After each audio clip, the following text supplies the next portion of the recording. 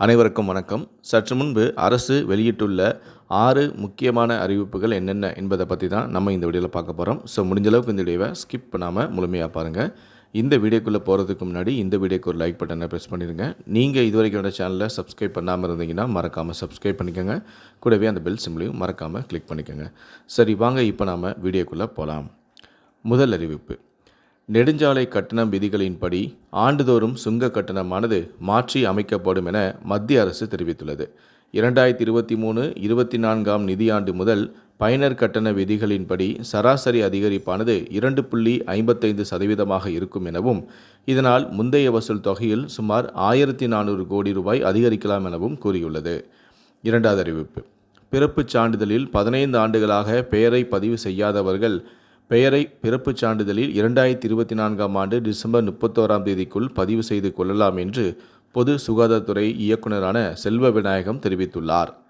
மூன்றாவது அறிவிப்பு: மறைந்த முன்னாள் முதலமைச்சரான கலைஞரின் உருவம் பொறித்த 100 ரூபாய் நாணயம் சென்னையில் உள்ள கலைவாணர் அரங்கில் வரும் 17 வெளியிடப்பட உள்ளதாக தகவல்கள் வெளியாகியுள்ளது.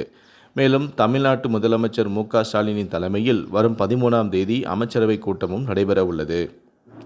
நான்காவது அறிவிப்பு: தமிழ்நாடு கால்நடை மருத்துவ அறிவியல் பல்கலைக்கழகத்தில் 2024-25 கல்வியாண்டுக்கான இளநிலை கால்நடை மருத்துவம் மற்றும் கால்நடை பராமரிப்பு தரவரிசை பட்டியலானது வெளியானது. 200க்கும் 200 மதிப்பெண் பெற்று 15 மாணவர்கள் அசத்தல். ஐந்தாவது அறிவிப்பு: டிஜிட்டல் மார்க்கெட்டிங் குறித்து பயிற்சி வகுப்பு.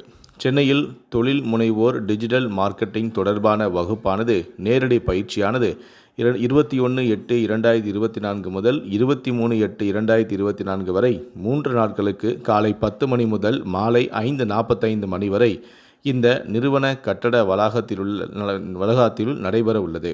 கடைசியாக ஆறாவது அறிவிப்பு: மேட்டுப்பாளையம் உதகை இடையான மலை ரயில் சேவையானது 6 நாட்களுக்கு பின்பு மீண்டும் தொடங்கியுள்ளது. இதனால் முன்பதிவு செய்து காத்திருந்த சுற்றுலா பயணிகள் மகிழ்ச்சி அடைந்தும் உள்ளனர். இந்த 6 அறிவிப்புகளை பற்றிய உங்களுடைய கருத்துக்களை கீழே இருக்கக்கூடிய கமெண்ட் செக்ஷனில் மறக்காமல் சொல்லுங்கள். முடிந்த அளவுக்கு இந்த வீடியோவை மற்றவங்களுக்கும் ஷேர் பண்ணுங்கள். நன்றி, வணக்கம்.